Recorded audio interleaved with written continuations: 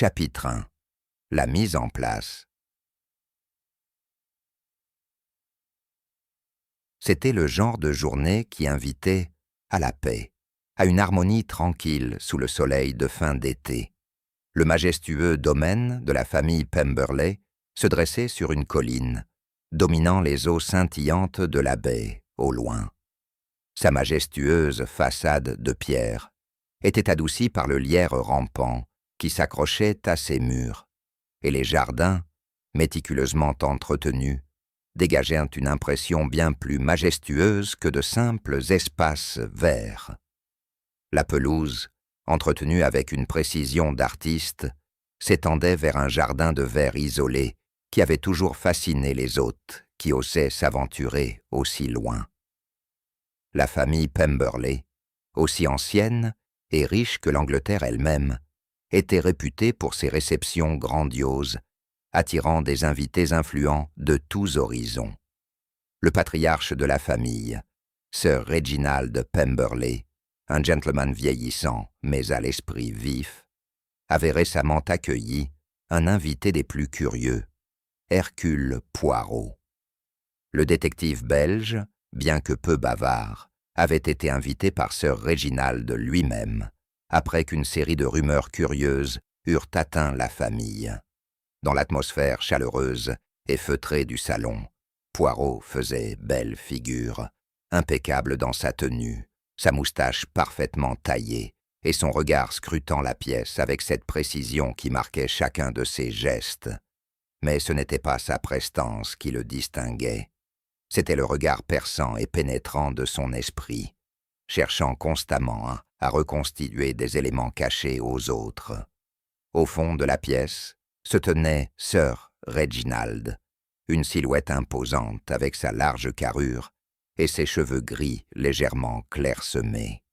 À ses côtés se tenait sa femme, Evelyn Pemberley, beaucoup plus jeune, une beauté consciente de ses charmes, qui se tenait avec son air aristocratique habituel. Le couple avait une longue et riche histoire, mais des événements récents les avaient séparés. Sous leur calme apparent, une tension palpable planait. Leur fille, Eleanor, à peine 20 ans et pleine d'exubérance juvénile, était l'image même de la santé. Mais dans ses yeux, il y avait une lueur de plus, une lueur réservée, peut-être. À côté d'elle se tenait son fiancé, le charmant mais distant Geoffrey Wharton, connu dans certains milieux pour être un joueur. Son sourire était étudié, mais il n'atteignait jamais ses yeux. Et puis il y avait le jardin de verre, à peine visible à travers les portes-fenêtres ouvertes donnant sur la terrasse. À l'intérieur, une atmosphère mystérieuse semblait émaner des parois de verre immaculées qui miroient sous le soleil de l'après-midi. C'était un lieu où les secrets pouvaient être gardés, et peut-être un lieu où ils pourraient bientôt être révélés. Alors que la soirée avançait, et que les invités s'agitaient, sirotant du vin, et se livrant à des conversations polies. L'attention de Poirot se détourna des visages apparemment placides pour se concentrer sur les interactions subtiles qui se déroulaient autour de lui. Il observe Eleanor et Geoffrey échanger quelques mots à voix basse, dos à la pièce. Il remarqua le regard posé de Sir Reginald sur sa femme, comme s'il cherchait quelque chose caché sous sa façade calme. Evelyn, bien qu'élégante et posée, n'était pas aussi sereine qu'elle le paraissait. Et c'est alors que Poirot remarqua quelque chose d'étrange. Un regard qui s'attarda trop longtemps entre Sir Reginald et Geoffrey. Un léger geste de gêne d'Evelyn lorsqu'elle croisa le regard de son mari. Rien de flagrant, rien de direct, mais l'esprit vif de Poirot commençait déjà à tisser les premières questions qui allaient bientôt démêler l'histoire complexe de la famille Pemberley. La soirée se poursuivit avec les échanges habituels, mais Poirot savait que le silence était trompeur. Sous cette apparence de bienséance, quelque chose de bien plus sombre se tramait. ChatGPT a dit « Chapitre 2. Le crime ». La soirée avançait, et les invités étaient désormais dispersés dans le domaine de Pemberley, leurs voix s'entrelaçant comme un patchwork de bourdonnements indistincts. Le soleil couchant projetait de longues ombres sur le parc, bien entretenu, baignant le jardin d'une lueur éthérée, tandis que l'intérieur du manoir était lourd de l'attente d'une longue et luxueuse nuit. Poirot, comme toujours, restait à l'écart des réjouissances, son esprit vif étant plus attentif aux subtils changements de comportement environnants qu'à la simple apparence de l'assemblée. Son regard allait d'un individu à l'autre, comme s'il observait une pièce complexe où chaque acteur révélait sans le savoir plus qu'il ne le souhaitait. Sir Reginald, le patriarche, s'était retiré dans un bureau quelques instants auparavant, tandis que sa femme, Evelyn, semblait en pleine conversation avec Geoffrey Wharton dans un coin de la pièce. Eleanor se tenait seule près du piano à queue, ses doigts effleurant les touches sans jamais vraiment jouer. Au fil de la soirée, la conversation s'orienta vers des sujets plus légers, même si la tension ne se dissipa jamais complètement. Le groupe finit par se diriger vers le jardin de verre pour une petite réunion nocturne. Les parois vitrées du jardin miroitaient, projetant une lueur translucide sur les invités. L'air était maintenant vif, laissant présager la fraîcheur de la nuit, et le bruissement discret des feuilles semblait remuer quelque chose sous la surface calme. Poirot, toujours observateur, s'attarda près de la porte, sa silhouette menue, à peine perceptible, tandis que les autres entraînent. Il observe le groupe avant de les suivre, mais resta sur le seuil, laissant son esprit analyser la dynamique en jeu. C'est alors que le cri a brisé la façade de la soirée. Cela provenait de l'intérieur du jardin, un son strident et aigu, reconnaissable entre mille, qui fit frissonner instantanément les personnes présentes. Le groupe se figea un instinct, puis, sans hésiter, se précipita vers la source du trouble. Poirot, avec son calme habituel, se déplaçait avec une rapidité délibérée, bien que chacun de ses mouvements fût calculé et précis. Il arriva dans le jardin de verre quelques instants après les autres, et là, étendu sur le sol de pierre, gisait Geoffrey Wharton, le corps immobile, une flaque de sang menaçante, se répandant lentement autour de lui. Evelyn fut la première à parler, bien que ses mots soient sortis dans un halètement étranglé. « Geoffrey, Geoffrey, non. » Ses mains, tremblantes, se tendirent pour le toucher, mais il était clair, vu l'angle anormal de sa tête et la cruelle finalité de la tache de sang, qu'il était parti. Eleanor, debout à proximité, semblait figée sur place, les yeux écarquillés par le choc. Elle parlait à Geoffrey quelques instants avant le cri. Son visage était pâle, mais ses lèvres étaient serrées, comme pour réprimer une émotion qui menaçait de se manifester. Sir Reginald, arrivé quelques instants après le reste du groupe, regarda le fiancé de sa fille avec un détachement particulier, l'expression indéchiffrable. « Un tragique accident, sans doute, » murmura-t-il, même si ses paroles semblaient presque trop rapides, trop répétées. Poirot se déplaçait déjà autour de la scène, son regard scrutant les alentours avec la précision d'une machine. Il remarqua la position du corps de Geoffrey, l'étendue de la tache de sang et la façon particulière dont les parois vitrées du jardin semblaient refléter la scène, déformée, comme si la réalité elle-même était distordue. Il aperçut un petit objet à moitié dissimulé sous une fougère voisine. Se baissant, il le récupéra d'une main délicate, une montre de poche au cadran fêlé, mais dont le tic-tac continuait de se faire entendre. « J'espère que vous me permettrez d'examiner les lieux, Monsieur Pemberley ?» demanda Poirot d'une voix mesurée mais ferme. Sir Reginald le regarda, une lueur d'agacement traversant son regard, mais la détresse de sa fille sembla adoucir son attitude. « Bien sûr, Poirot, je comprends que vous puissiez avoir une certaine compréhension de ce genre de choses. » Poirot hocha légèrement la tête, sans quitter la scène des yeux. « Il faudra que je vous parle à chacun, un par un.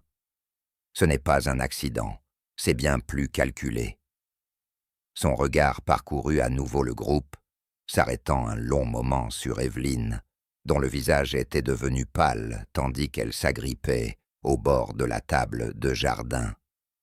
Poirot avait déjà commencé à rassembler les petits détails dans son esprit. Une montre de poche abandonnée, la position du corps, le moment particulier du cri.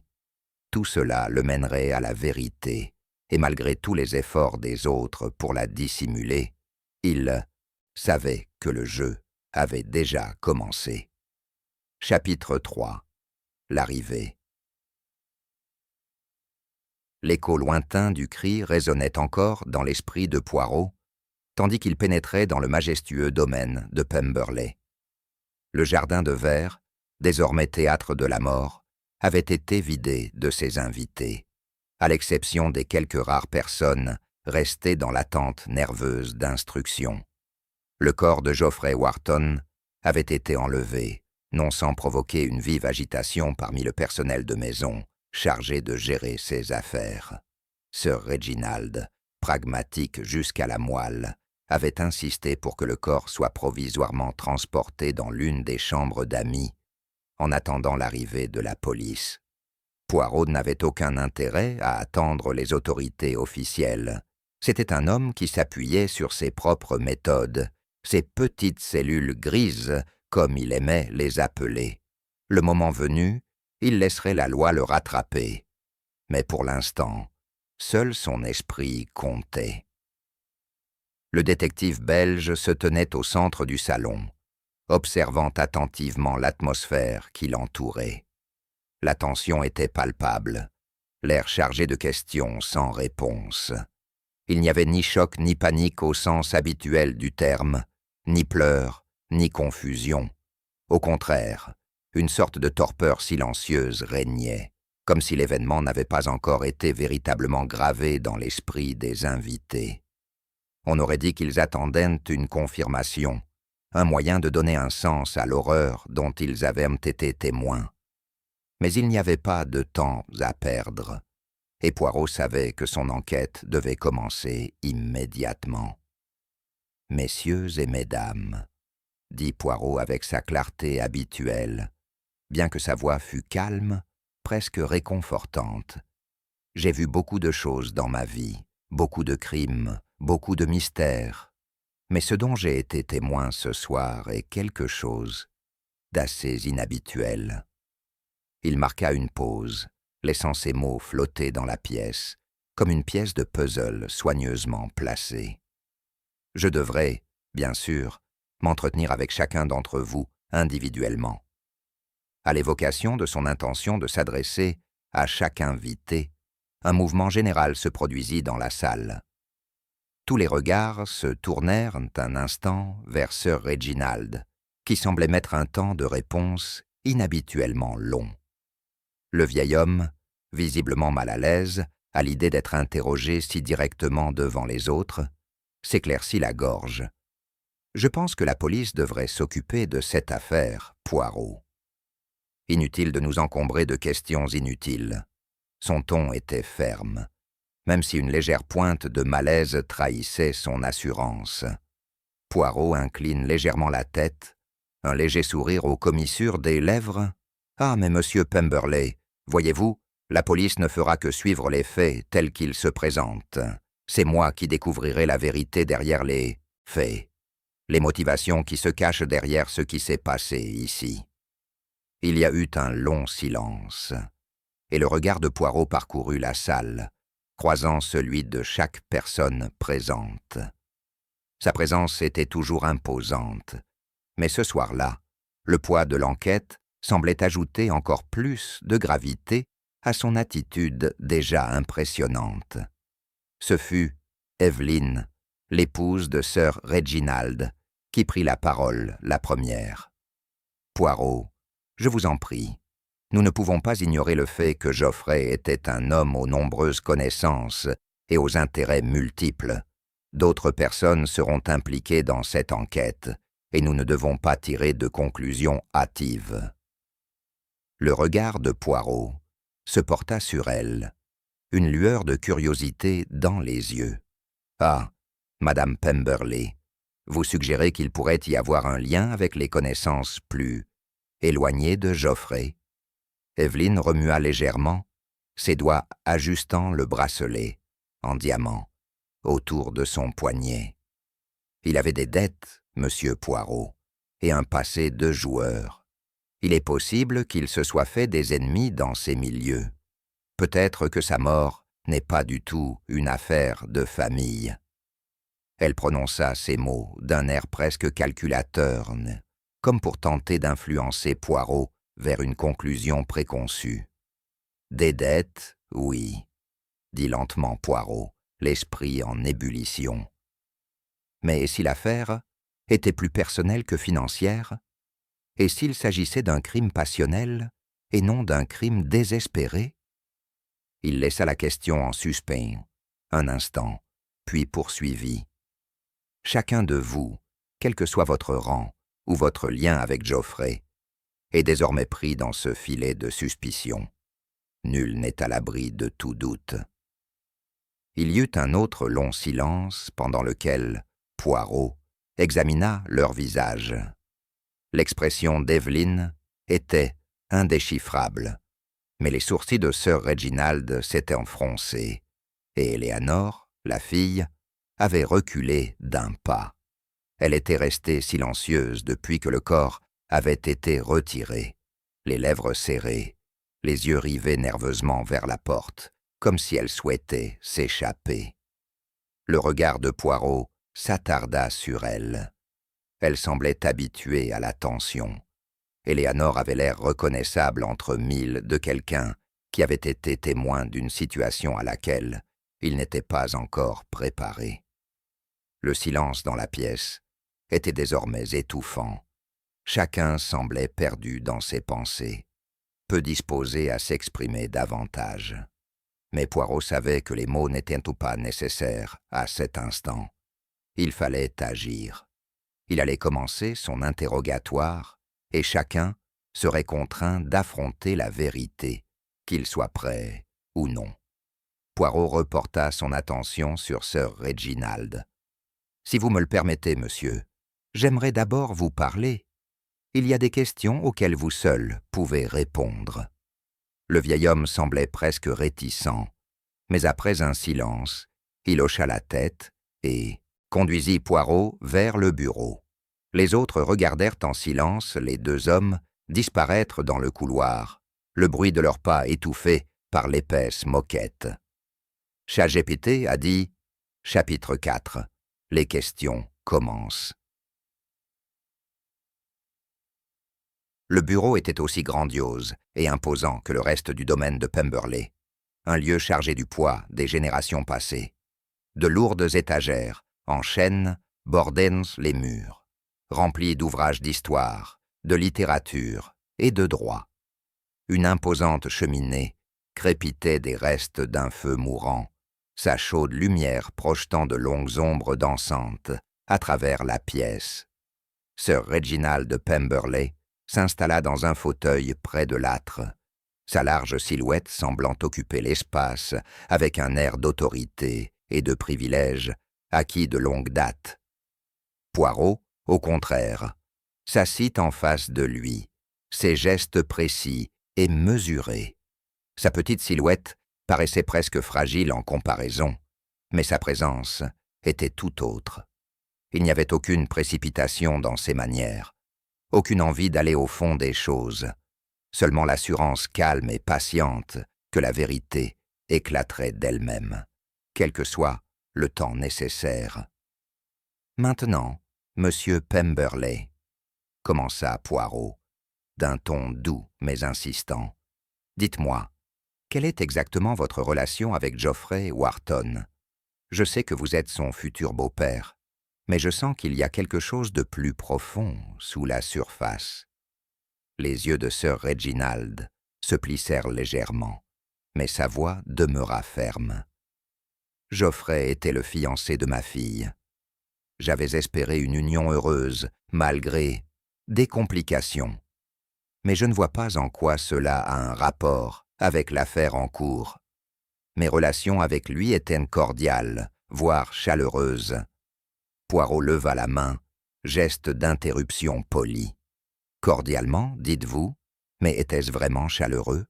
Ou y avait-il, peut-être, une certaine tension entre vous ?»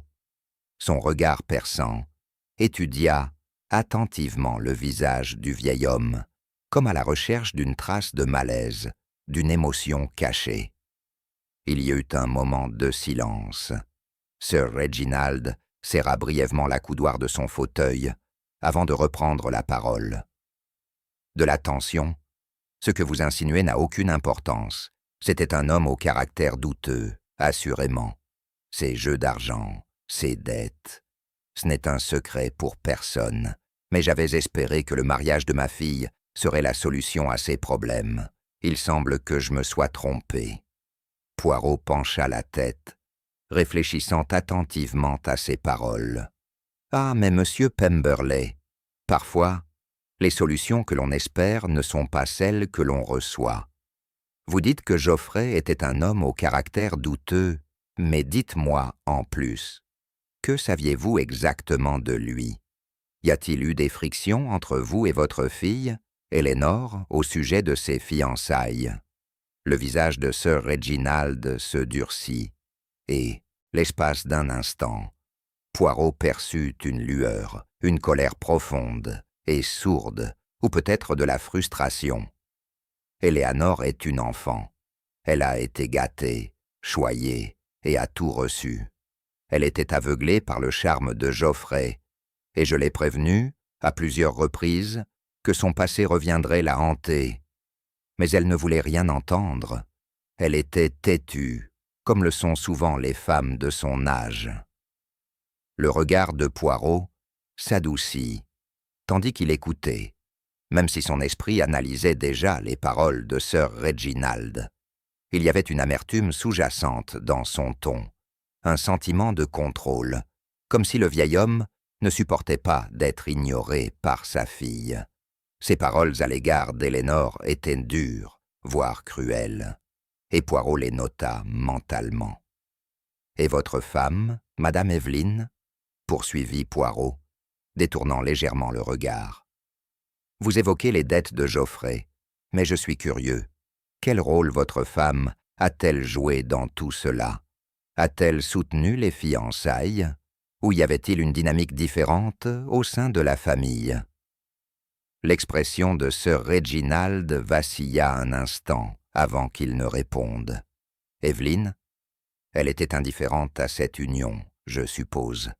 Peu lui importait le choix du conjoint d'Eleanor, tant que ce mariage apportait richesse et prestige à la famille. Mais les dettes de Geoffrey la troublaient, je crois. Je suis sûr qu'elle espérait que ce mariage résoudrait ses problèmes, autant que moi. Elle se souciait moins de la personnalité de Geoffrey que du gain financier. Ça a toujours été comme ça pour elle. » Poirot se pencha légèrement en avant, sa silhouette menue mais imposante, attirant presque l'attention de Sir Reginald. « Intéressant, monsieur Pemberley. Vous dites que votre femme était indifférente, mais l'était-elle vraiment? Peut-être était-elle trop impliquée dans cette affaire, non ?» Sir Reginald s'agita, mal à l'aise, sur sa chaise. « Ma femme a ses propres intérêts, Poirot. Je ne vois pas pourquoi vous me posez cette question. Quel rapport cela a-t-il avec la mort de Geoffrey ?» Poirot sourit doucement, bien qu'il n'y ait aucune trace d'humour dans son expression. « Ah, mais monsieur, tout a son importance. Ce sont les petits détails, apparemment anodins, qui révèlent souvent la vérité.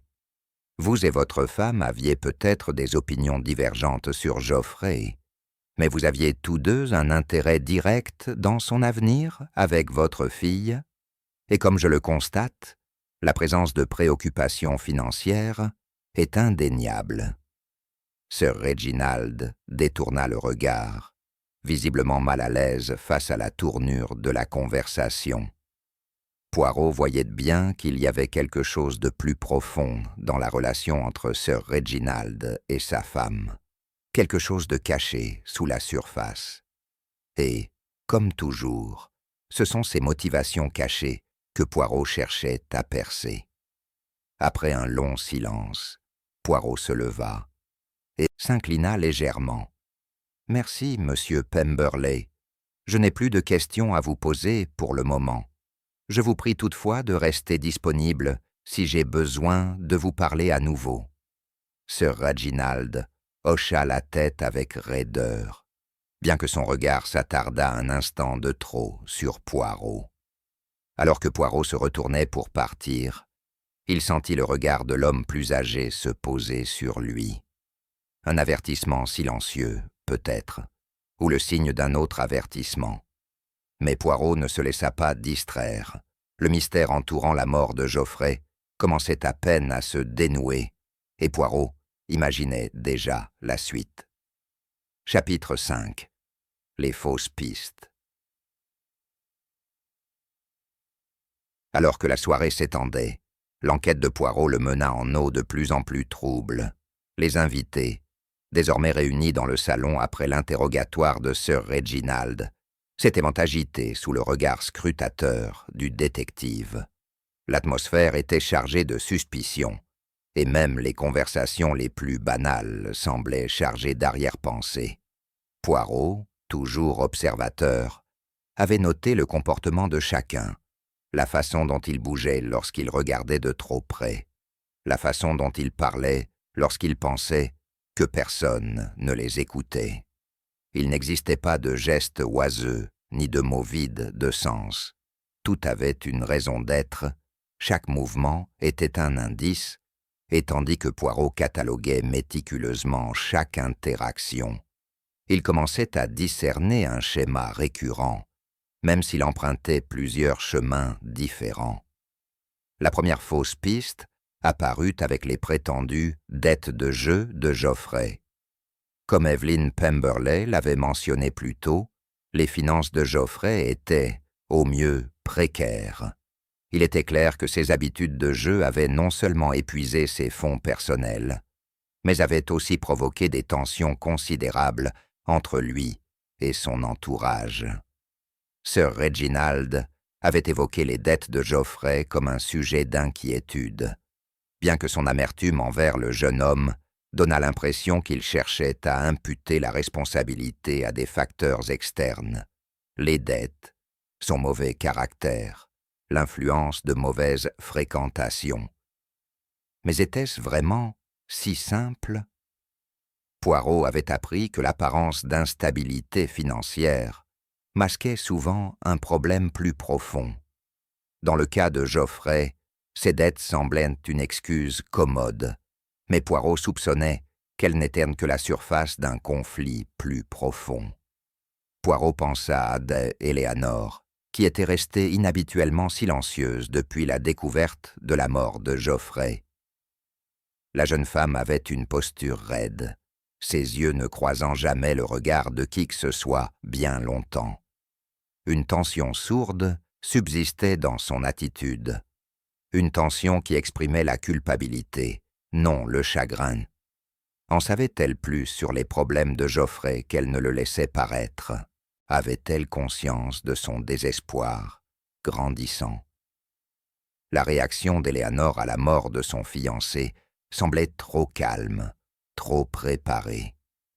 Le fait qu'elle ait été l'une des dernières personnes à parler à Geoffrey avant sa mort, selon le personnel, la plaçait clairement parmi les suspects. Pourtant, comme Poirot l'avait constaté de ses propres yeux, son silence n'était pas celui d'une victime innocente, mais plutôt celui de quelqu'un qui planifie soigneusement sa prochaine action. Les pensées de Poirot furent interrompus par une voix soudaine. Celle de la mère de Geoffrey, arrivée récemment au domaine. C'était une grande femme, ses cheveux blonds rassemblés en un chignon strict, et son regard perçant exprimait cette froide intelligence qui mettait les gens mal à l'aise. Elle avait été introuvable durant la première partie de la soirée, mais elle se tenait maintenant sur le seuil du salon, son regard scrutant le groupe d'un regard troublant. « Où est le corps de mon fils ?» demanda-t-elle d'une voix glaciale mais maîtrisée. « Je veux le voir maintenant. » Poirot se tourna lentement vers elle, les yeux plissés. « Madame Wharton, » dit-il d'une voix douce mais imprégnée d'une autorité indéniable. « Le corps a été enlevé, mais je vous assure que personne ne sera autorisé à perturber les lieux tant que je n'aurai pas terminé mon enquête. » Son regard se porta sur Sir Reginald, puis revint à Poirot, ses lèvres pincées en une fine ligne. « Je n'apprécie guère vos méthodes, monsieur Poirot. Geoffrey était mon fils unique, et je veillerai à ce qu'il soit enterré dignement, comme j'en ai le droit. » Poirot resta immobile, laissant la tension monter entre eux avant de reprendre la parole. « Je comprends votre chagrin, Madame Wharton, mais vous devez me laisser le temps de rassembler les faits. La mort de votre fils n'est pas aussi simple que vous le souhaiteriez. De nombreuses pièces du puzzle restent non résolues, et il serait imprudent de tirer des conclusions hâtives. » Madame Wharton plissa les yeux, mais avant qu'elle puisse répondre, Elénore s'avança. « Mère, s'il vous plaît, » dit-elle doucement, d'une voix tremblante. « Nous devrions laisser à monsieur Poirot le temps dont il a besoin. Il a été invité ici pour une raison. » Madame Wharton lança un regard noir à sa fille, mais Elénore tint bon. Poirot percevait le combat silencieux entre la mère et la fille, le poids des rancœurs passées, pesant sur elles deux. Mais c'était le regard qu'elles échangeaient, un mélange de compréhension et de noirceur, qui intriguait le plus Poirot. Leur relation était plus profonde qu'il n'y paraissait, et cela nécessiterait une exploration plus approfondie. Alors que la soirée avançait, Poirot réunit à nouveau chacun des invités dans le salon.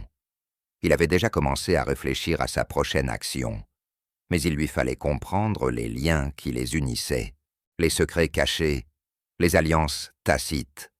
Chacun d'eux, il le savait, avait quelque chose à cacher, quelque chose qu'il refusait de révéler.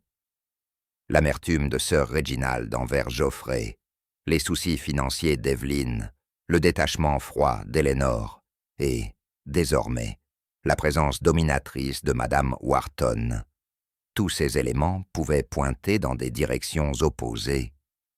Mais Poirot était certain d'une chose. Dans chaque cercle fermé de suspicion, il y a toujours un point commun, le mensonge. Et c'était ce mensonge, Poirot le savait, qui le mènerait finalement à la vérité.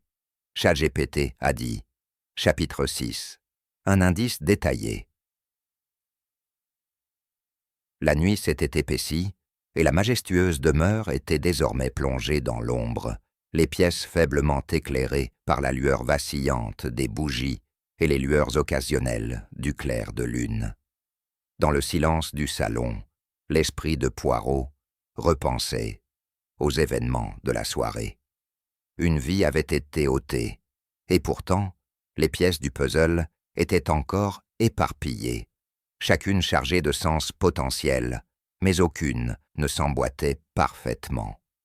Poirot avait réuni les invités une fois de plus, dans le salon, où ils étaient assis dans un silence gêné. Son regard scrutait chaque visage, notant les subtiles différences dans leurs expressions. La tension sur le front de Sir Reginald, la posture réservée d'Evelyn, l'indifférence froide d'Elénore et la colère à peine contenue dans le regard de Madame Wharton. Chacun d'eux détenait un secret, il en était certain, et il était temps de commencer à le percer. « Mesdames et messieurs, » commença Poirot d'une voix calme mais autoritaire, Nous sommes au début de ce qui s'avérera, j'en suis sûr, une enquête des plus complexes.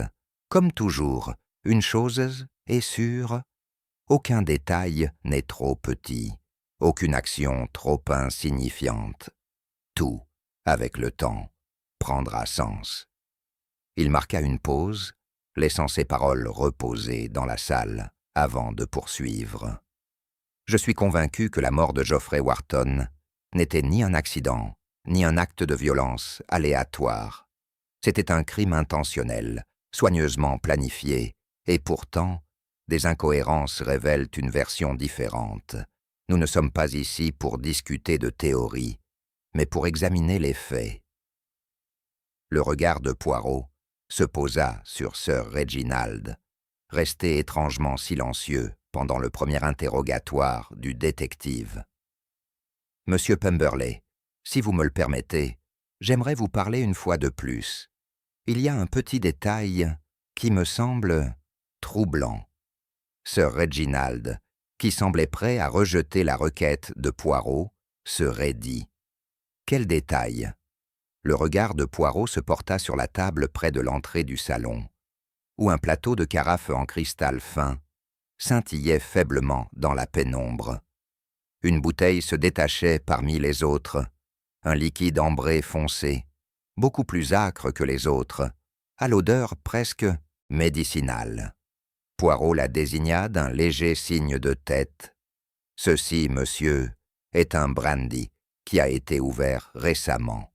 Plus précisément, un brandy que Geoffrey Wharton affectionnait particulièrement, si je ne me trompe.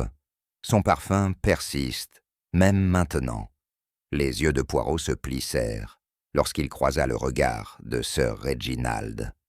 Pourtant, malgré le fait que cette bouteille ait visiblement été ouverte il y a longtemps, la carafe a été remplie d'un verre frais ce soir même. La mâchoire de Sir Reginald se crispa, et l'espace d'un instant, Poirot crut percevoir une pointe d'inconfort. « Vous vous trompez, » dit Sir Reginald d'une voix tendue. « Je n'ai aucune idée de ce à quoi vous faites référence. » Le regard de Poirot ne vacillait pas. « Oh, mais monsieur, je crois que oui. » La bouteille en question était celle pour laquelle Geoffrey avait une affinité. Ce ne serait pas la première fois qu'il en savourait un verre après une journée stressante. Mais cette bouteille-là, elle n'a été remplie que récemment. Dites-moi, monsieur, qui a servi le cognac à Geoffrey? Il y a un long silence, avant que Sir Reginald ne réponde, d'un ton moins assuré. Je l'ai fait. Je lui ai servi. Geoffrey avait besoin de quelque chose de fort, et je le lui ai offert. » Les lèvres de Poirot s'étirèrent en un léger sourire entendu. « Ah, c'était donc vous, monsieur. Pourtant, je me demande. » Poirot se tourna vers les autres présents. « Geoffrey a-t-il bu le cognac, ou a-t-il seulement fait semblant ?» Le visage de Sir Reginald rougit légèrement, mais il reprit rapidement son calme.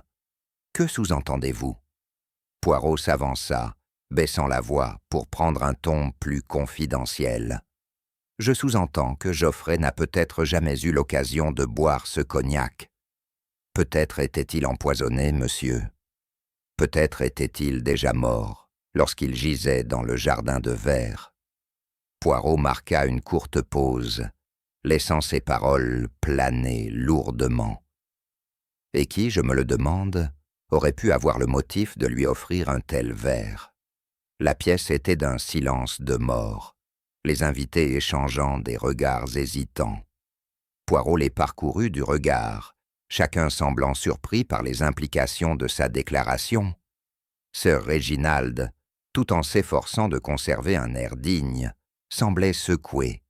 Le léger tremblement de sa main, alors qu'il agrippait la coudoir, était éloquent. L'esprit de Poirot s'emballa. Le brandy était un détail important, un détail qui avait été négligé dans la précipitation de l'enquête. Les habitudes de consommation de Geoffrey, combinées au timing étrange du remplissage de la carafe, suggéraient un acte délibéré. L'idée que le brandy ait été empoisonné n'était pas si farfelue. Et maintenant, la question qui restait était qui en avait l'occasion et le mobile. L'attention de Poirot reporta son attention sur la carafe, puis il se tourna de nouveau vers le groupe. « Je vais devoir examiner le brandy plus en détail, et je devrai parler à chacun de vous de vos déplacements avant la découverte du corps de Geoffrey. Il est important que chacun d'entre vous rende compte de son temps ce soir. » Tandis que le regard de Poirot parcourait le groupe, il vit une lueur de tension dans le regard d'Éléanore, signe presque imperceptible qu'elle peinait à garder son sang-froid. Mais ce fut sa mère, Evelyne, qui attira ensuite son attention, ses doigts serrant délicatement un mouchoir, ses lèvres serrées, comme pour réprimer une émotion inexprimée. L'esprit de Poirot travaillait plus vite, chaque indice s'assemblant comme les pièces d'un puzzle complexe. Le cognac, l'attention sourde, les secrets qui persistaient entre eux. Quelque chose clochait, et Poirot était déterminé à découvrir ce qui clochait. Chapitre 8. Le tournant émotionnel. La nuit semblait s'éterniser, comme si le domaine lui-même retenait son souffle. Le silence de la maison n'était troublé que par le craquement occasionnel du vieux parquet ou le murmure de conversation étouffée. Pourtant, sous ce calme apparent, Poirot percevait le malaise grandissant qui imprégnait l'atmosphère. Chaque instant rapprochait l'enquête de son inéluctable conclusion, et la vérité commençait à se faire jour, bien qu'obscurcie par des couches de secrets et de mensonges. Poirot avait de nouveau réuni tout le monde dans le salon, chacun étant désormais une pièce d'un puzzle complexe. Ils étaient placés dans leurs coins respectifs, s'efforçant de paraître indifférents à l'examen tendu que Poirot leur avait adressé. Son regard les parcourut un à un, s'attardant un peu plus longuement sur ceux dont le comportement était devenu le plus suspect. Sir Reginald était toujours calme, même si son malaise antérieur ne s'était pas entièrement dissipé. Evelyne demeurait calme, mais une crispation au coin de sa bouche trahissait une anxiété sous-jacente. Éléanore s'était repliée sur elle-même, le regard baissé, ses doigts caressant nerveusement le bord de sa manche. Madame Wharton, la mère de Geoffrey, semblait déterminée à maîtriser ses émotions. Mais Poirot avait perçu les failles dans son sang-froid, la façon dont ses mains tremblaient légèrement lorsqu'elle les serrait. Ce fut Éléanore, cependant, qui retint le plus l'attention de Poirot. La détresse silencieuse de la jeune femme était palpable, et quelque chose dans sa façon de bouger, mal à l'aise, indiquait à Poirot qu'elle était sur le point de craquer. Il avait déjà vu cela, lorsque la pression de la vérité devenait trop forte et que le moindre écart de contrôle pouvait tout révéler. Poirot, toujours patient, choisit soigneusement son moment. Debout, au fond de la salle, le regard fixe, il parla doucement, mais fermement. « Mademoiselle Éléanore, je dois vous demander de me parler d'un sujet qui vous préoccupe. Vous avez été parmi les dernières à parler à Geoffrey avant sa mort. Que s'est-il passé lors de ces derniers instants ?» Le silence s'installa dans la pièce. Les yeux de Sir Reginald s'embrasèrent d'une soudaine intensité, comme s'il cherchait à intervenir. Mais le regard de Poirot le retint. Evelyne se raidit, serrant son mouchoir. Les lèvres de Madame Wharton s'entr'ouvrirent, comme si elle allait dire quelque chose, puis se tut. Tous les regards se tournèrent vers Éléanore. Pendant un long moment, Éléanore resta silencieuse. Elle semblait figée, les mains jointes sur ses genoux, les yeux baissés, comme si elle craignait de croiser le regard de qui que ce soit. La voix douce et insistante de Poirot rompit à nouveau le silence. « Mademoiselle, je comprends que ce soit difficile, mais sachez que la vérité n'attendra pas. Vous pouvez nous aider à résoudre ce mystère avant qu'il ne soit trop tard. » Les lèvres d'Eléanor tremblèrent, puis, comme incapable de supporter le poids des mots plus longtemps, elle parla d'une voix à peine plus forte qu'un murmure. Je ne voulais rien dire, je ne voulais pas y croire, mais je l'ai vu. Geoffrey se comportait bizarrement ce soir-là. Il était distant, distrait. Elle marqua une pause, comme si le souvenir était trop douloureux pour continuer. Poirot garda le silence, lui laissant le temps de parler. Il pouvait lire le trouble sur son visage, la bataille émotionnelle qui se déroulait en elle. Elle s'efforçait de garder son calme, mais le poids de la vérité ébranlait peu à peu sa détermination. Avant le dîner, Geoffrey et moi avons eu une dispute, avoua Éléanor, les yeux toujours rivés au sol. Il me cachait des choses, et je ne comprenais pas pourquoi. On murmurait des choses sur ses dettes et sur son passé. Je l'ai confronté à ce sujet, et il s'est mis en colère. Il m'a dit que je ne comprenais pas, que je ne pouvais pas comprendre ce que c'était. Il a dit que les choses devaient changer, qu'il ferait tout ce qu'il fallait pour arranger les choses, et puis, il m'a quitté.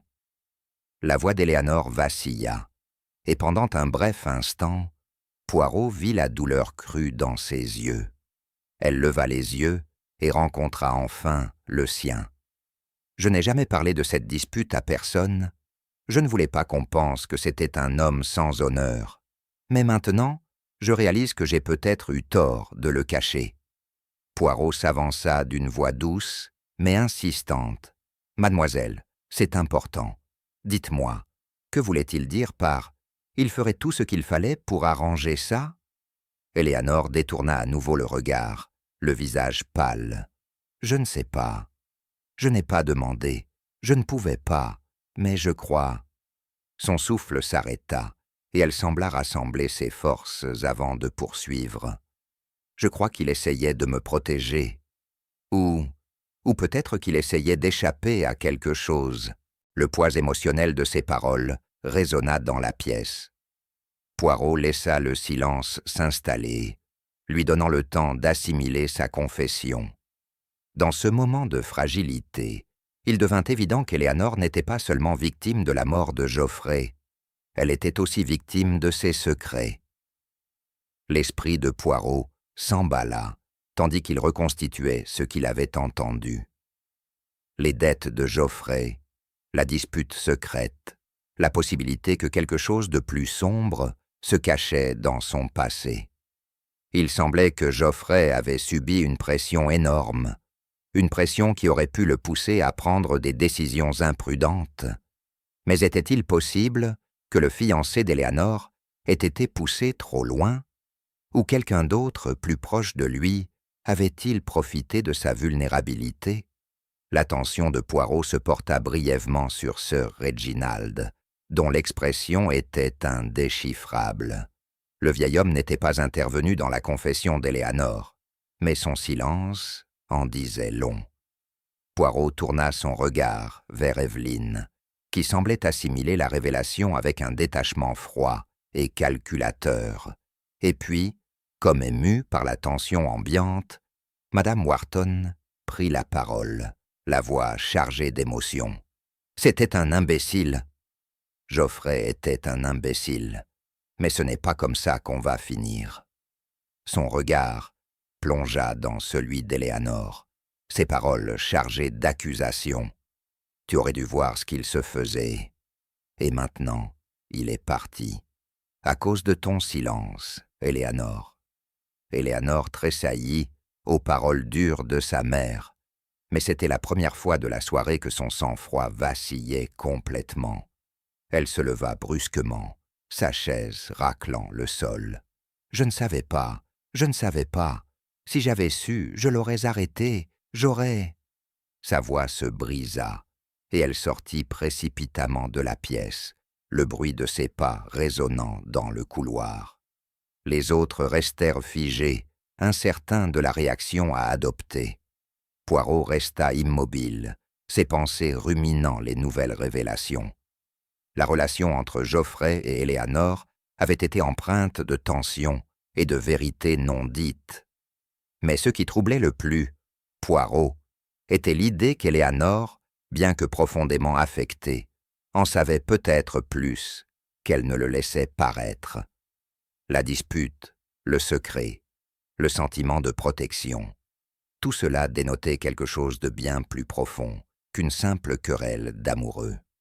À chaque pièce du puzzle, Poirot se rapprochait de la vérité, mais la révélation finale était encore hors de portée. Chapitre 9. Le piège. La soirée s'était stabilisée, plongée dans un silence tendu, ce silence qui enveloppe une pièce avant l'orage. Poirot savait que le moment était venu.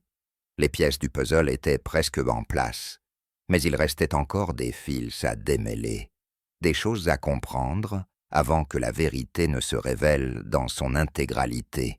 Éléanore avait quitté la pièce, son calme fragile brisé par le poids émotionnel de sa confession. Sir Reginald n'avait pas tenté de la rappeler. Il restait assis là, le visage figé dans un masque indéchiffrable. Evelyne, qui avait gardé son calme tout au long de la soirée, semblait maintenant d'un calme déconcertant, le regard lointain. Les accusations de Madame Wharton, bien que dures, avaient également révélé quelque chose d'important. Sa propension à s'emporter suggérait sa propre culpabilité et son malaise. Poirot, en observateur méthodique, comprit que le tournant émotionnel de la soirée avait révélé les motivations de chacun. Le moment était venu d'utiliser cette connaissance pour tendre le piège qui les forcerait à révéler la vérité. C'était une manœuvre délicate, exigeant subtilité et précision, car chaque geste devait être calculé. Il savait que le réseau de relations, de trahisons et de secrets avait tissé une véritable tempête, une tempête qui finirait par piéger le coupable. L'astuce consistait à le forcer à dévoiler son jeu avant qu'il ne puisse dissimuler à nouveau les preuves. Poirot se leva, sa silhouette menue, mais déterminée, attirant l'attention, tandis qu'il parlait avec une clarté délibérée. « Monsieur, madame, je vous prie de rester dans la pièce. Nous avons beaucoup à discuter, et il est temps d'affronter la réalité de ce qui s'est passé ce soir. » La tension dans la salle s'accrut tandis que les invités se tournaient vers lui. Sir Reginald, bien que calme en apparence, était visiblement mal à l'aise. Evelyne, comme toujours, resta silencieuse, mais son regard passa de Poirot aux autres. Madame Wharton, malgré ses éclats précédents, était devenue étrangement silencieuse, comme si elle pressentait le piège et cherchait à calculer sa prochaine action. Le regard de Poirot passa de l'un à l'autre, son regard perçant se concentrant sur les détails de leur réaction. La mort de Geoffrey Wharton, j'en suis convaincu, n'était pas un accident. Nous avons exploré les motivations possibles. Ses dettes, ses relations tendues avec sa fiancée et le désir de la famille de protéger sa fortune et son statut. Mais ce dont nous n'avons pas encore parlé, dit-il en marquant une pause pour l'effet, ce sont les peurs cachées, la jalousie sourde et les profonds ressentiments qui poussent souvent les gens à commettre les actes les plus odieux. Il laissa les mots flotter dans l'air, les laissant pénétrer. La pièce était silencieuse, à l'exception du faible crépitement du feu mourant dans l'âtre. J'ai passé la soirée à examiner les nombreux indices qui m'ont été présentés, poursuivit Poirot. Le cognac, la dispute entre Geoffrey et Éléanore, le comportement étrange de Sir Reginald et Evelyne, et la tension entre eux. Mais il y a un détail, une petite incohérence, qui n'a pas été abordée. Une incohérence qui, je crois, est la clé de la mort de Geoffrey Wharton. Poirot reporta son attention sur Evelyne, le regard fixe et inébranlable. Madame Pemberley, Vous avez parlé tout à l'heure des dettes de Geoffrey, de vos inquiétudes pour l'avenir financier de la famille. Mais vous avez aussi évoqué autre chose, l'idée que Geoffrey essayait de arranger les choses. Dites-moi, madame, que voulait-il dire par là? Y avait-il autre chose, quelque chose qu'il cachait à tout le monde? Evelyn tressaillit à la question, ses lèvres se pinçant en une fine ligne. Mais Poirot ne céda pas. Peut-être que Geoffrey ne cherchait pas seulement à régler ses dettes, mais quelque chose de bien plus personnel. Peut-être cherchait-il à couper les ponts, à protéger quelqu'un, ou peut-être M. Pemberley cherchait-il à se distancer d'un avenir qu'il ne pouvait plus supporter. La mâchoire de Sir Reginald se crispa à l'évocation du fiancé de sa fille, mais il ne dit rien. Evelyn, cependant, ouvrit la bouche pour parler, mais hésita, tandis que les paroles de Poirot prenaient racine. Geoffrey était plus que la victime de ses propres erreurs, dit Poirot doucement, mais avec une fermeté indéniable. Il était la victime de ceux qui voulaient se protéger à tout prix. La tension dans la pièce devint suffocante, tandis que la réalité de l'accusation de Poirot planait dans l'air. Evelyn, dont le calme commençait à se fissurer, détourna le regard. Ses doigts frétillèrent nerveusement dans les plis de sa robe. Sir Reginald, toujours imposant, se déplaça sur sa chaise, son regard passant de sa femme à Poirot, puis vice-versa. Madame Wharton, restée silencieuse jusque-là, prit enfin la parole. « Vous pensez que c'est moi ?» cracha-t-elle d'une voix mêlée d'incrédulité et de rage. « Vous pensez que j'ai tué mon fils? Pourquoi? Ses dettes? Sa bêtise ?» Elle se leva brusquement, la voix plus forte. « J'aimais Geoffrey. Il était tout ce qui me restait, et vous m'accusez ?» Poirot, qui l'observait attentivement, hocha lentement la tête. « Je crois que vous l'aimiez, madame. Mais l'amour, ou peut-être une puissante source de motivation, surtout lorsqu'il est s'ammêlé de peur et de culpabilité. Les secrets que vous avez gardés, la protection que vous avez tenté de lui offrir, n'ont pas été sans conséquence. » Le visage de madame Wharton se tordit de colère, mais Poirot discerna une lueur plus profonde sous sa fureur. La culpabilité, peut-être, ou la peur d'être démasquée. La vérité commençait à éroder la façade qu'elle avait si soigneusement construite. Mais ce n'était pas madame Wharton qui était la coupable. Poirot reporta son regard sur Evelyn, dont les mains tremblaient maintenant, agrippée au bord de sa chaise. « Voyez-vous, madame Pemberley, la vérité finit toujours par éclater. La mort de Geoffrey n'était pas un hasard. C'était délibéré, un geste calculé pour vous débarrasser d'un problème que vous ne pouviez plus contrôler. Ses dettes, son influence sur votre fille, la menace qu'il représentait pour votre monde, si soigneusement construit.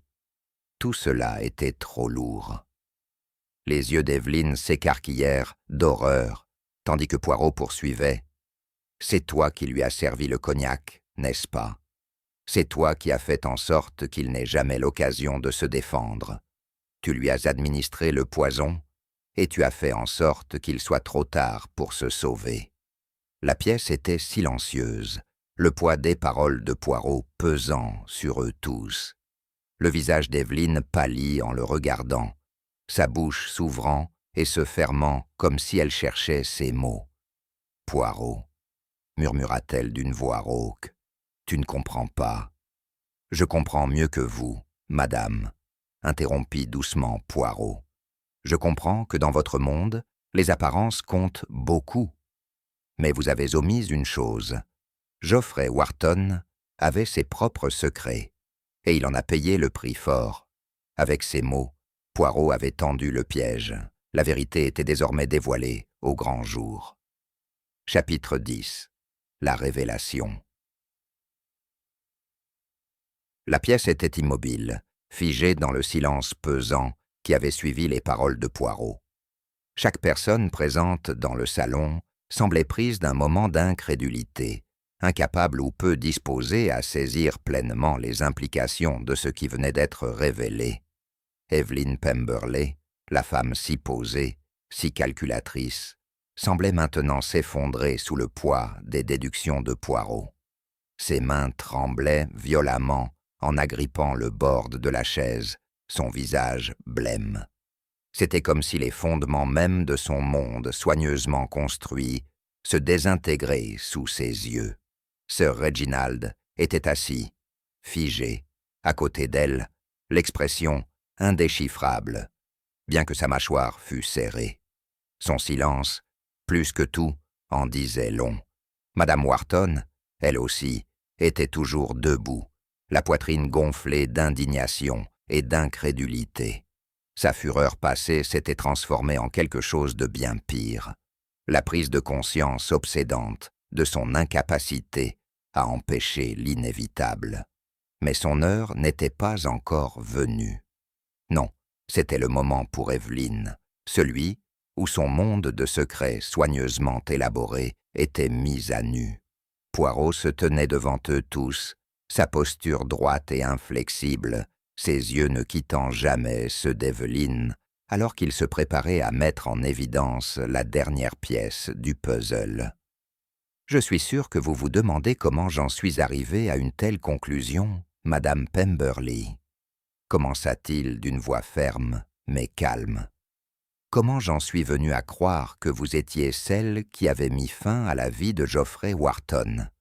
La réponse, comme pour toute vérité, réside dans les détails, le brandy, la façon dont il a été servi et, surtout, la position où Geoffrey a été retrouvé. » Il marqua une pause, laissant ses paroles reposer avant de poursuivre.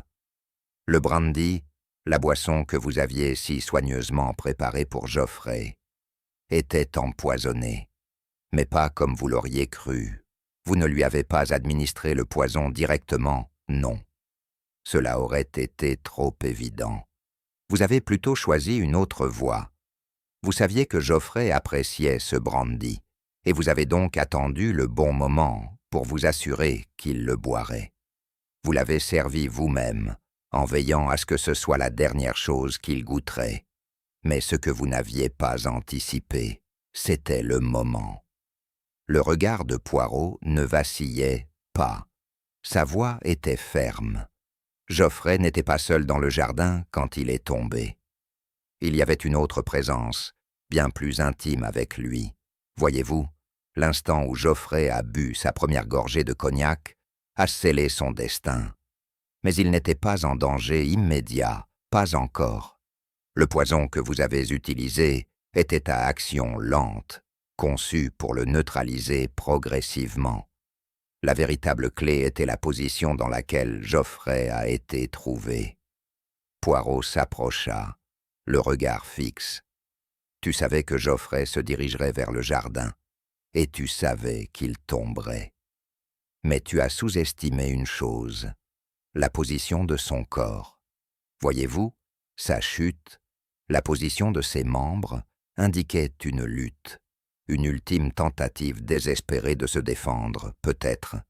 Mais il y avait autre chose, la montre de poche brisée. La salle sembla respirer tandis que les mots de Poirot résonnaient comme une série de coups de marteau. Le visage de Sir Reginald resta figé, bien que ses jointures soient blanches, tandis qu'il agrippait la coudoir de son fauteuil. Madame Wharton, pour la première fois, parut incertaine, comme si les murs qu'elle avait érigés autour d'elle commençaient à s'effondrer.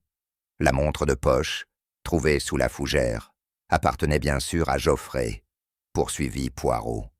Mais elle n'a pas été jetée négligemment, comme on pourrait le croire. Elle a été placée là, délibérément.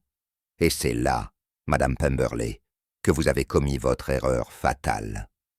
Le visage d'Evelyn avait pris une pâleur maladive. Sa respiration était saccadée et irrégulière. Elle ne pouvait plus regarder Poirot dans les yeux, son regard se perdant au sol. C'était comme si elle savait que la partie était terminée, que le tissu de mensonges qu'elle avait si soigneusement tissé s'était enfin complètement défait. La voix de Poirot s'adoucit, mais le poids de ses mots conservait une force indéniable. Geoffrey savait ce qui lui arrivait. Il sentit le poison l'envahir et tenta de se soustraire à cette situation. Mais c'était trop tard. Le mal était fait. Il mourut là, dans le jardin, en lutte, sans jamais avoir eu l'occasion de comprendre qui avait orchestré sa mort. Un frisson parcourut le corps d'Evelyn, mais elle resta silencieuse, les yeux baissés, les doigts serrés fermement. Poirot reporta son attention sur les autres. « Monsieur Pemberley, vous étiez complice, mais pas de la manière dont votre femme l'aurait souhaité.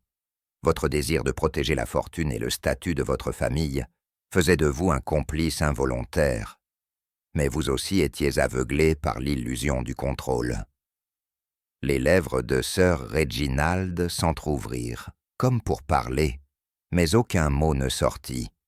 Il s'agita, mal à l'aise, sur son siège, son regard se portant vers sa femme, qui ne pouvait plus soutenir le regard de qui que ce soit. Et Madame Wharton poursuivit Poirot d'un ton doux mais ferme. « Vous aussi, vous avez joué un rôle. Vos actes étaient motivés par l'amour maternel, certes, mais cet amour était perverti par un besoin de contrôle, de protection d'un fils, qui courait droit au désastre.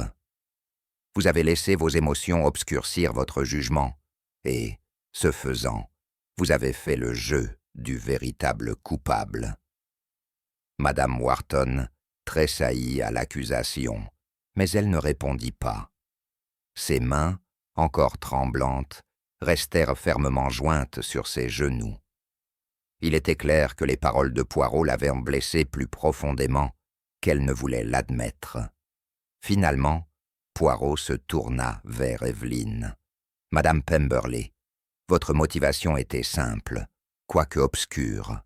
Geoffrey était un fardeau, un problème que vous ne pouviez pas vous permettre en tant que membre de votre famille. Ses dettes, son influence sur Éléanore, la façon dont il menaçait le fragile équilibre des pouvoirs que vous aviez créés, tout cela est devenu insupportable. La mort de Geoffrey Wharton n'était ni un acte de rage ni une impulsion soudaine. Elle était calculée, froide et motivée par le désir de préserver la réputation de votre famille. » La pièce sembla se refroidir à mesure que les paroles de Poirot s'imprégnaient de leur émotion. Sir Reginald et Madame Wharton restèrent immobiles, leur visage ne trahissant aucune émotion autre qu'une résignation silencieuse et coupable. Evelyn, quant à elle, était assise là, tremblante de tout son corps, le poids de son crime l'écrasant enfin de toute sa force. Poirot fit un pas en arrière, laissant le silence s'installer un instant. « L'affaire est close, je crois, » dit-il doucement, sa voix chargée d'une force définitive qui semblait résonner dans la pièce. Tandis que les invités restaient figés, la vérité de la mort de Geoffrey Wharton planait lourdement dans l'air. Le voile d'illusion qui avait protégé la famille Pemberley des conséquences de ses actes avait enfin été déchiré, et à sa place se dressait la froide et dure réalité de leur culpabilité. Chapitre 11. Le reflet. Le lourd silence qui suivit la révélation de Poirot sembla s'étirer à l'infini, comme si le temps s'était arrêté. La vérité, désormais dévoilée à eux, était un poids insupportable, un poids auquel aucun d'eux ne pouvait échapper. La famille Pemberley, autrefois symbole de richesse, de statut et de pouvoir, n'était plus qu'un reflet brisé d'elle-même. Evelyn Pemberley, le visage pâle comme la mort, était affalée sur sa chaise, les mains serrées sur ses genoux. Sir Reginald, les sourcils froncés, semblait avoir vieilli d'une décennie ces derniers instants. Il regardait droit devant lui, l'esprit incapable de gérer les conséquences de ce qui venait de se passer. Madame Wharton, elle aussi, restait immobile, le regard vide, comme perdue dans une pensée lointaine ou peut-être consciente que la mort de son fils était inévitable, conséquence tragique de ses propres actes. Poirot se tenait devant eux, sa petite silhouette aussi stable que d'habitude. Son regard, vif et clair, balayait le groupe, les observant comme on observe des acteurs sur scène, attendant le dernier acte. Et, bien qu'il n'y ait aucune joie dans son expression, il y avait une certaine satisfaction tranquille, à savoir que la vérité avait été découverte, que l'énigme était résolue. En vérité, Poirot n'était pas homme à célébrer ni à triompher. Il n'en avait nul besoin. Sa satisfaction ne provenait pas de la reconnaissance de son propre génie, mais de la certitude que justice avait été rendue. La vie de Geoffrey Wharton avait été écourtée par la cupidité, la manipulation et la peur. Mais désormais, les pièces du puzzle étaient en place, et la vérité ne pouvait plus être cachée. Debout là, son esprit se tourna un instant vers l'homme dont la mort avait déclenché cette révélation de secret. Geoffrey Wharton, en fin de compte, était victime non seulement de ses propres choix, mais aussi de la famille qu'il avait tenté de rejoindre, une famille dont les membres étaient tous trop aveuglés par leurs propres peurs et désirs pour voir la vérité. Poirot avait toujours cru que les plus grands mystères étaient ceux du cœur humain, les désirs, les peurs et les motivations qui poussaient les gens à agir comme ils le faisaient. Et en observant les visages qui se présentaient à lui, il comprit plus profondément que jamais la fragilité de la nature humaine. Mais dans ce cas, comme dans tant d'autres, Poirot savait que c'était la quête du pouvoir, le besoin de contrôler et le désir de préserver les apparences qui avaient conduit à un crime d'une froideur indicible.